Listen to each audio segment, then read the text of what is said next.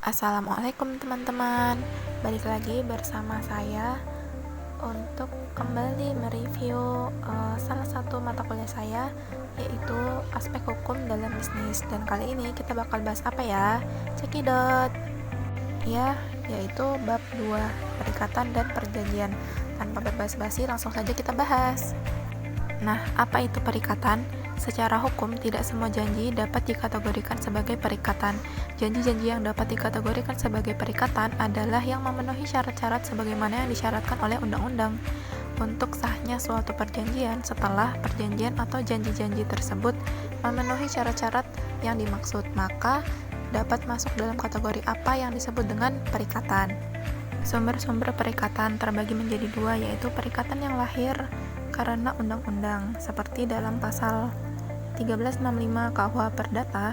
Pasal ini menyatakan bahwa tiap perbuatan yang melanggar hukum mewajibkan orang yang melakukan perbuatan itu karena kesalahannya telah timbul kerugian dan membayar kerugian itu. Yang kedua yaitu perikatan yang lahir karena perjanjian atau persetujuan, karena telah memenuhi syarat-syarat sahnya suatu perjanjian sehingga melahirkan suatu prestasi dan mempunyai akibat hukum, maka perjanjian atau persetujuan tersebut telah menjadi suatu perikatan. Istilah-istilah dalam perikatan. Yang pertama ada konprestasi atau ingkar janji. Yang kedua ada overmatch atau keadaan memaksa. Yang ketiga ada somasi. Somasi merupakan sebagai suatu pesan atau peringatan dari kreditur kepada debitur kapan selambat-lambatnya ia harus memenuhi kewajibannya. Biasanya dilakukan selama 14 hari sekali. Yang keempat adalah ganti rugi. Seperti yang kita tahu ya, ganti rugi itu adalah mengganti biaya atau kerusakan atau bunga yang telah diwajibkan kepada yang memiliki kewajiban. Yang kelima adalah resiko. Resiko yaitu kewajiban atau memikul kerugian tidak disebabkan oleh kesalahan salah satu pihak. Macam-macam perikatan, yaitu ada 8. Yang pertama, perikatan murni atau bersahaja, ya, artinya perikatan yang masing-masing pihak terdiri dari satu orang mempunyai satu kewajiban dan satu hak. Yang kedua yaitu perikatan bersyarat. Perikatan ini terbagi menjadi 2 jenis, yaitu yang pertama perikatan dengan syarat tangguh, yang kedua perikatan dengan syarat batal. Yang ketiga ada perikatan dengan ketepatan waktu.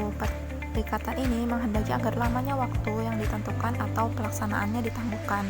Yang keempat ada perikatan alternatif, yaitu pemenuhan prestasi dapat dipilih salah satu. Yang keempat, perikatan tanggung-menanggung, yaitu satu pihak terdiri dari beberapa orang yang masing-masing dapat dituntut untuk memberikan satu prestasi secara penuh. Yang kelima, ada perikatan yang dapat dibagi dan yang tidak dapat dibagi. Perikatan yang dapat dibagi yaitu perikatan yang dapat dibagi dengan tidak mengurangi hakikat prestasi tersebut. Yang ketujuh yakni perikatan dengan ancaman hukum.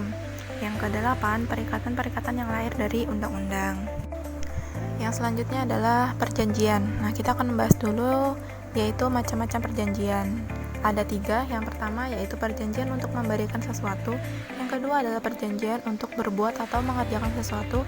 Yang ketiga adalah perjanjian untuk tidak berbuat atau melakukan sesuatu.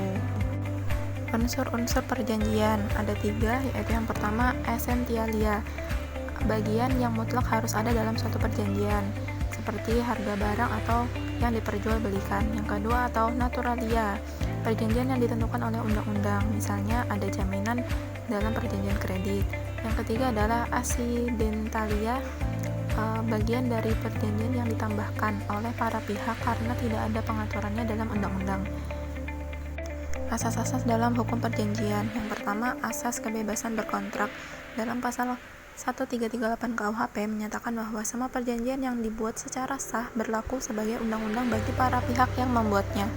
Yang kedua yaitu asas konsensualisme. Perikatan timbul sejak tercapainya kata sepakat. Misal untuk perjanjian jual beli, perjanjian terjadi sejak para pihak sepakat untuk melakukan transaksi jual beli tersebut walaupun uang atau barang belum diserahkan. Akibat-akibat perjanjian. Yang pertama, perjanjian berlaku sebagai undang-undang bagi para pihak. Yang kedua, perjanjian tidak dapat ditarik kembali oleh salah satu pihak. Yang ketiga, kreditur bisa mengajukan aksio pauliana, yaitu pembatalan perbuatan debitur dengan pihak ketiga oleh kreditur yang tidak diwajibkan dan dapat merugikan kreditur. Misalnya, si A sebagai debitur yang mempunyai utang kepada B, kreditur, tiba-tiba menghibahkan hartanya kepada si C, sedangkan dalam hal ini dapat mengakibatkan kerugian pada B bila harta A habis sebelum ia membayar hutangnya. Karena itu, si B bisa mengajukan aksio pauliana agar hibah tersebut dibatalkan. Hapusnya perjanjian. Hapusnya perjanjian tidak sama dengan hapusnya perikatan. Suatu perikatan dapat hapus dengan pembayaran, tetapi perjanjian yang merupakan sumbernya mungkin belum hapus. Misalnya, bila X dan Y mengadakan jual beli, perikatan dapat hapus dengan dibayarnya harga oleh Y selaku pembeli, tetapi mungkin perjanjiannya masih ada. Untuk hapusnya perjanjian, tujuan perjanjian masih ada, seperti itu. Ada beberapa cara hapusnya perjanjian. Yang pertama, ditentukan dalam perjanjian oleh kedua belah pihak. Misalnya, penyewa dan yang menyewakan bersepakat untuk mengadakan perjanjian sewa-menyewa yang akan berakhir setelah 3 tahun. Yang kedua, ditentukan oleh undang-undang. Misalnya, perjanjian untuk tidak melakukan pemecahan harta warisan ditentukan paling lama 5 tahun. Yang ketiga, ditentukan oleh para pihak dan undang-undang. Misalnya, dalam perjanjian kerja ditentukan bahwa jika buruh meninggal dunia menjadi hapus perjanjiannya. Yang keempat, pernyataan menghentikan perjanjian. Hal ini dapat dilakukan baik oleh salah satu pihak atau kedua belah pihak, misalnya baik penyewa maupun yang menyewakan. Dalam sewa-menyewa, orang menyatakan untuk mengakhiri perjanjian sewanya. Yang kelima, ditentukan oleh putusan hakim. Dalam hal ini, hakimlah yang memutuskan atau menentukan berakhirnya perjanjian antara para pihak. Yang keenam, tujuan perjanjian telah dicapai. Misalnya, dalam perjanjian jual beli, salah satu pihak telah mendapat uang dan pihak lain telah mendapat barang, maka perjanjian berakhir. Yang ketujuh, dengan persetujuan para pihak. Dalam hal ini, pihak masing-masing setuju untuk saling menghentikan perjanjiannya. Misalnya, perjanjian dalam pinjam pakai berakhir karena pihak yang meminjam mengembalikan barangnya. Perjanjian khusus. Perjanjian khusus adalah perjanjian yang mempunyai syarat-syarat tertentu sebagai ciri khas dan memiliki pengaturan secara khusus, yang mana syarat-syarat khusus tersebut tidak terdapat dalam perjanjian lain pada umumnya. Perjanjian khusus diatur dalam KUHP dan di luar KUHP, yang terdiri dari yang pertama, perjanjian jual beli. Jual beli merupakan perjanjian yang terjadi bila salah satu pihak mengikatkan diri kepada pihak lain untuk menyerahkan sesuatu dan pihak lain berjanji untuk membayar harga yang sudah disepakati. Yang kedua yaitu sewa-menyewa. Sewa-menyewa yaitu suatu perjanjian dalam hal salah satu pihak mengikatkan diri untuk memberikan kegunaan atau kenikmatan atas suatu barang kepada pihak lain selama waktu tertentu. Yang ketiga yaitu sewa beli. Hal ini dibedakan menjadi 2 klausal. Yang pertama yaitu sewa menyewa.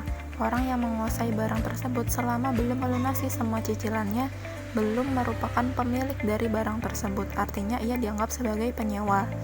Yang kedua yaitu unsur jual beli.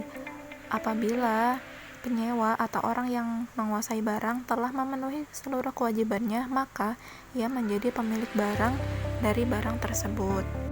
Yang keempat yaitu pinjam-meminjam. Suatu perjanjian dalam bentuk salah satu pihak memberikan pinjaman kepada pihak lain suatu jumlah tertentu barang yang habis dipakai, misalnya pensil, pulpen, uang. Yang kelima yaitu pemberian kuasa. Pemberian kuasa adalah suatu perjanjian antara suatu pihak yang memberikan kekuasaan atau wewenang kepada orang lain, sedangkan orang lain ini menerimanya untuk menyelenggarakan suatu urusan untuk dan atas nama pemberi kuasa tersebut. Dan cara pemberian kuasa dapat dilakukan dengan lisan maupun tulisan. Kuasa tulisan atau tertulis dibuat dengan suatu akte, baik akte notaris maupun akte di bawah tanda tangan. Sedangkan penerimaan kuasa dapat dilakukan secara diam-diam, yaitu disimpulkan dari pelaksanaan kuasa tersebut dari yang memberi kuasa. Contoh pemberian kuasa misalnya pembuatan wasiat, pemberian hak pilih atau pemilu, hak suara dalam RUPS dan sebagainya. Yang keenam ada penanggungan hutang. Dalam contoh kasus misalnya si A meminjam uang kepada B sebesar 100 juta dengan menjaminkan rumahnya, akan tetapi si B khawatir bila si A tidak dapat membayarkan hutangnya. sedangkan jaminan utang tersebut dikhawatirkan hilang karena si A mempunyai hutang juga kepada si C, D, E, dan F misalnya. Oleh karenanya, si B meminta jaminan lain berupa orang yang dapat menjamin pembayaran hutang si A. Kemudian, si E sebagai orang tua misalnya dari si A menjadi penjamin terhadap utang si A tersebut, sehingga si A dapat